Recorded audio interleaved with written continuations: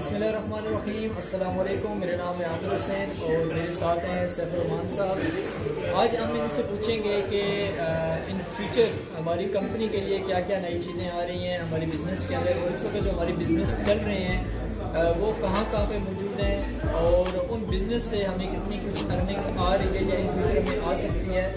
और सेकेंडली जो सबसे पहला सर आपसे सवाल है वो हमारा ये है कि पाकिस्तान के अंदर SECP और FBR की तरफ से बड़ी सकती है, और कुछ दिन पहले हमारी वेबसाइट पर एक नोटिस चलाया गया जिसमें हमारी कंपनी की तरफ से ये था कि भाई आप सब लोग 25 दिसंबर से पहले नवंबर से पहले अपनी तमाम लोग अपनी 25 दिसंबर से पहले तमाम लोग इन्वेस्टमेंट वापस करेंगे, क्योंकि ये SECP की तरफ से कुछ नोटिस मिला था कुछ कंपनीज को, जिसमें मैंने जो सर्च किया उसमें B4U का नाम नहीं था SECP के अंदर, ठीक है। लेकिन उस नोटिस के बाद और SECP ने जब डिफरेंट कंपनीज को ये नोटिस दिया तो उसके बाद काफ़ी सारे लोग जो हमारे कंपनी के खिलाफ थे उन लोगों को एक बड़ा मौका मिला है हमारे लोगों को नेगेटिव करने का, डीमोटिवेट करने के बाद अपनी कंपनीज में लेके जाने का। तो उस नोटिस की ज़रा वजाहत करने की, क्योंकि बार बार ये लोग सवाल करते हैं। वालेकुम सलाम। पहली बात तो ये है कि ये 19 नवंबर को ये नोटिस निकला था। उस वक्त मैं स्पेन में था और स्पेन में एलिकांटे से मैं ट्रैवल कर रहा था, एलिकांटे से मैं बार्सिलोना की तरफ ट्रैवल कर रहा था। तो ये मुझे रास्ते में ये मुझे मैसेज मिला। असल में हमारे जो लोग हैं वो लकीर के फ़कीर हैं। मैसेज उर्दू में भी था, इंग्लिश में भी था, और उसमें 8-10 कंपनियों का क्लियरली नाम लिखा हुआ था कि ये कंपनी है और इस कंपनी के खिलाफ कानूनी कार्रवाई का आगाज़ कर दिया गया है। और सबसे आखिर में ये था कि कुछ लोगों ने B5U नामी कंपनी के खिलाफ कंप्लेंट की है, और उस नोटिस के अंदर लिखा हुआ है कि वो B5U पाकिस्तान में रजिस्टर नहीं है। तो जब SECP खुद एडमिट कर रहा है कि B5U पाकिस्तान में रजिस्टर नहीं है तो उसके खिलाफ कार्रवाई कहाँ से होगी? सबसे पहले निकाह होता है, जिसका निकाह नहीं हुआ तो उसको तलाक हो सकती है? नहीं हो सकती। पहले निकाह होगा फिर तलाक होगी ना। ये तो नहीं हो सकता कि पहले तलाक हो जाए फिर निकाह हो। तो जब हम SECP में रजिस्ट्रेशन कराएंगे तो फिर हमारे खिलाफ कानूनी कार्रवाई होगी। और हमने SECP में रजिस्ट्रेशन ना कराने की रीज़न ये थी कि हम क्रिप्टो का काम करते हैं, और हम डंकी की चोट पे कहते हैं कि दुनिया के 11 ममालिक में हम क्रिप्टो का काम करते हैं। हम क्रिप्टो की ATM मशीनें बनाते हैं, हमारा अपना E-वॉलेट है, हमारा अपना एक्सचेंज है। पाकिस्तान के अंदर क्रिप्टो अलाउ ना होने की वजह से हमारे फिजिकल बिजनेस है। फिजिकल बिजनेस में हमारा मोटरसाइकिल, रिवार्ड मोटरसाइकिल का बिजनेस है, B5U कैब का बिजनेस है, फ्यूचर प्रॉपर्टी का बिजनेस है, अल्फा TV का बिजनेस है, और बहुत सारे ऐसे प्रोजेक्ट्स हैं जो कि अभी पाइपलाइन में।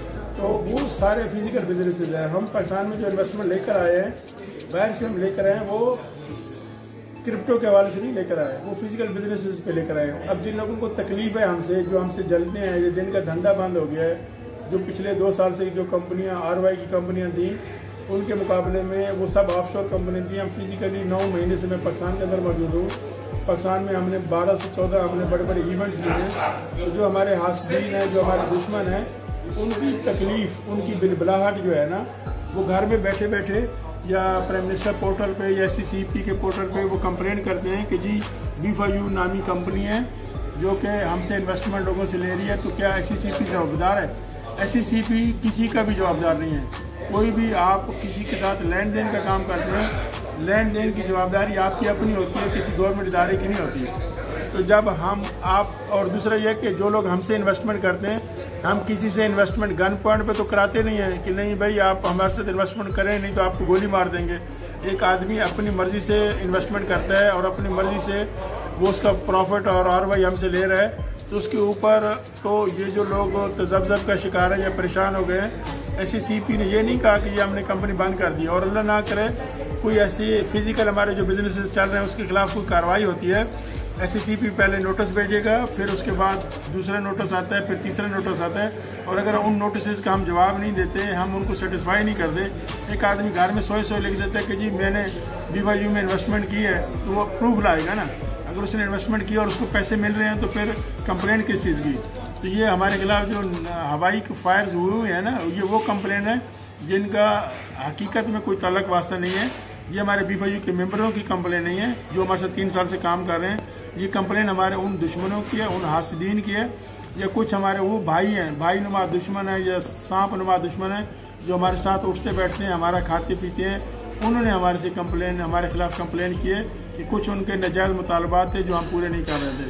तो इंशाल्लाह मैं उस वक़्त स्पेन में था, मेरी बात हो गई है, मैं 29 तारीख को पाकिस्तान आ रहा हूँ, तो इंशाल्लाह ये मसला ख़त्म हो जाएगा। ये कोई इतना बड़ा मसला नहीं है। सर इस हवाले से ये कि फिर भी अब बहुत सारे लोग ये कहते हैं कि खुदा ना खास्ता अगर कंपनी जो है ना अपने बिजनेसेस पाकिस्तान के अंदर बंद कर देती है तो अदर कंट्रीज में अगर ये चला भी होगी, जिस तरीके से आपने बताया और हमने खुद देखा भी है कि अल्हम्दुलिल्लाह 8 से 9 कंट्रीज़ के अंदर बाकायदा बिजनेस हमारे हो रहे हैं, तो क्या जो पाकिस्तानी मेंबर्स हैं जिन लोगों ने पाकिस्तान के अंदर इन्वेस्टमेंट की हुई है उनका क्या बनेगा, उनको किस तरीके से ये चीज़ मैंने पहले भी कही थी कि अगर बेसिकली तो हम पाकिस्तानी आवाम के साथ नेकी कर रहे हैं, नेकी इस तरह कर रहे हैं कि हम उनसे डिजिटल करेंसी के बजाय पाकिस्तान रुपीज़ में पैसे ले रहे हैं और पाकिस्तान रुपीज़ में हम उनको पैसे दे रहे हैं। अगर हम SCCP को जो सबसे बड़ी परेशानी है, अगर हम अपने सारे बैंक अकाउंट बंद कर देते हैं, हमारी सारी कंपनी बंद कर देते हैं, तो SCCP हमारे लिए क्या, हमारे खिलाफ क्या करेगी।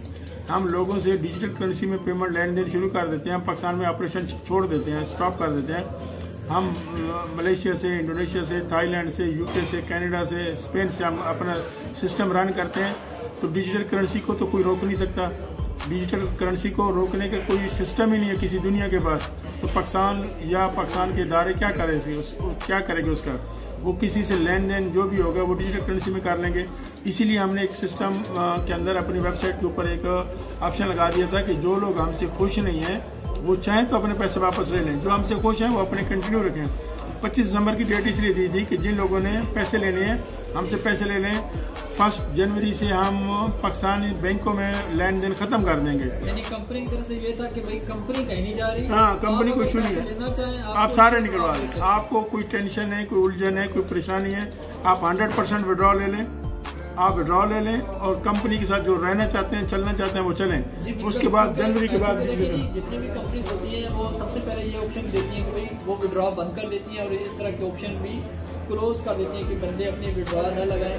जबकि B4U ने क्या किया, सबसे पहले आप लोगों को ऑप्शन दिया कि आप लोग अगर फिर भी मुतमईन नहीं है, ये खबर सुनने के बाद अगर मुतमईन नहीं है तो आप अपनी असर रकम वापस भी ले सकते हैं।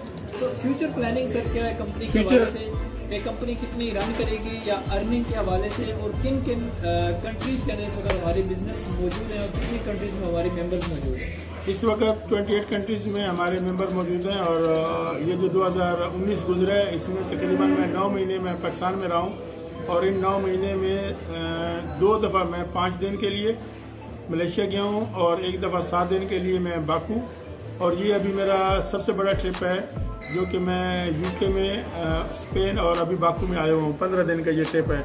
मकसद है फरवरी से लेके अब दिसंबर आने वाला है, 10 महीने में अगर मैं बाहर रहा हूँ तो ज़्यादा से ज़्यादा 1 महीना बाहर रहा हूँ और बाकी पाकिस्तान में रहा हूँ। और पाकिस्तान में हमने हर शहर के अंदर, हर सूबे के अंदर इवेंट किए हैं और इवेंट करने के बाद ये लोगों को बावर कराया है कि हम फिजिकल बिजनेस पे ज़्यादा तवज्जो दे रहे हैं और फिजिकल बिजनेस भी किए हैं। गवर्नमेंट ऑफिशियल से भी मिले, गवर्नर पंजाब से हमारी 4 मीटिंग हुई, स्टेट बैंक गवर्नर से मीटिंग हुई, स्पीकर असम्बली से मीटिंग हुई और भी मिनिस्टर से मीटिंग हुई। और हमने यही कहा कि हम गवर्नमेंट को टैक्स भी इकट्ठा करके देंगे और हम यहाँ पे हर वो काम करना चाहते हैं जिसके लिए हमें टैक्स देना पड़े।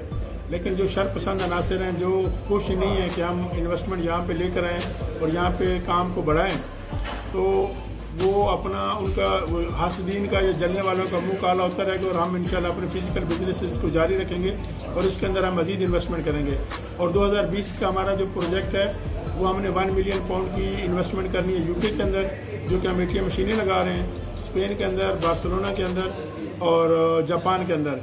और अब जो पाकिस्तान के अंदर जो इवेंट्स वगैरह होंगे वो अब लीडर अपने तौर पर करेंगे। जो जिस इलाके में जो लीडर ज़्यादा एक्टिव है, वो चाहे 100 आदमियों का या 200 आदमियों का जो भी इवेंट होगा वो लीडर अपने तौर पे करेंगे। और कंपनी इंटरनेशनल टूर्स करेगी, इंटरनेशनल प्रोग्राम सेमिनार करेगी। जैसे हमारा 14 फरवरी को स्पेन में है और 14 मार्च को स्पेन में एलिकांटे में और 20 को है बार्सिलोना में और 23 को UK में है। तो इंशाल्लाह हम अपने कारोबार को पाकिस्तान और मलेशिया के अलावा दूसरे ममालिक में यूरोप और UK की तरफ लेके जा रहे हैं, ताकि ये जो लोगों की खाम ख्याली है कि ये पाकिस्तानी बेस्ड कंपनी है, पाकिस्तानी ओनर है, पता नहीं 15 दिन चलेगी कि महीना चलेगी, उन जलने वालों का मुंह हम 3 साल से वैसे काला कर रहे हैं तो इंशाल्लाह सारी ज़िंदगी काला होता रहेगा। उनके हाथ में कुछ नहीं आएगा इंशाल्लाह। और एशियन कंट्री के लिए तो अभी सोचते हैं बैंक्स के हवाले से भी सब कुछ मौजूद है। क्या यूरोप के हवाले से भी सुना है कि स्पेन में भी बैंक अकाउंट की सहूलत दी गई है? जी, हमने जो इंग्लैंड लास्ट वीक में हमारे इंग्लैंड में बैंक अकाउंट खुला था, उसके अंदर तो ट्रांजेक्शन भी हो रही हैं और इंशाल्लाह ज़्यादा एक हफ्ता या 10 दिन और लगेंगे, स्पेन में भी अकाउंट खुल जाएगा और यूरो अकाउंट में पेमेंट होगी। यानी पहले हमारे अजरबैजान में हमारा यूरो अकाउंट भी है, US डॉलर अकाउंट भी है, और इसी तरह कनाडा में भी है Canadian dollar, US dollar account, और अब इंशाल्लाह यूरो अकाउंट इसी महीने में खुल जाएगा। ओके सर, बहुत शुक्रिया। देखें जी अपने नाज़रीन के इस वक्त जो भी चीज़ हमने आप लोगों के साथ शेयर की है, इसका बेसिक मकसद क्या है कि ये वाइड ऐसी कंपनी हमें मिली है पाकिस्तान के लिए, पाकिस्तानी लोगों के लिए, कि ये सिर्फ उन लोगों के लिए नहीं है कि जो हमारे B4U के मेंबर्स बन चुके हैं। उन तमाम लोगों को मैं रिक्वेस्ट करूंगा जो B4U के मेंबर्स नहीं भी हैं कि कंपनी को सपोर्ट करें, क्योंकि ये कंपनी ख़ास हमारे मुल्क के लिए बनी है। अगर कंपनी बाहर से आके हमारे मुल्क के लिए काम कर रही है और गवर्नमेंट अगर हम सपोर्टेड नहीं है तो हमें चाहिए कि हम कंपनी के लिए एफर्ट करें कि गवर्नमेंट हमें सपोर्ट करे, क्योंकि कंपनी पैसा यहाँ से लेकर बाहर नहीं जा रही, बल्कि जब बिजनेस आपके पाकिस्तान के अंदर हो रहे हैं, पाकिस्तान के अंदर आपकी इन्वेस्टमेंट यूज हो रही है, तो डेफिनेटली इससे खुशहाल कौन हो रहा है? हमारी पाकिस्तानी आवाम हो रही है, हम लोग खुद हो रहे हैं, कंपनी टैक्स पे कर रही है। तो मेरा नहीं ख्याल कि इससे कोई और चीज़ गवर्नमेंट को चाहिए होती है। तो तमाम लोग कोशिश करें कि कंपनी को सपोर्ट करें और जिन लोगों ने ज्वाइन नहीं किया इस सिस्टम को as soon as possible join करें। थैंक यू, अल्लाह हाफ़िज़।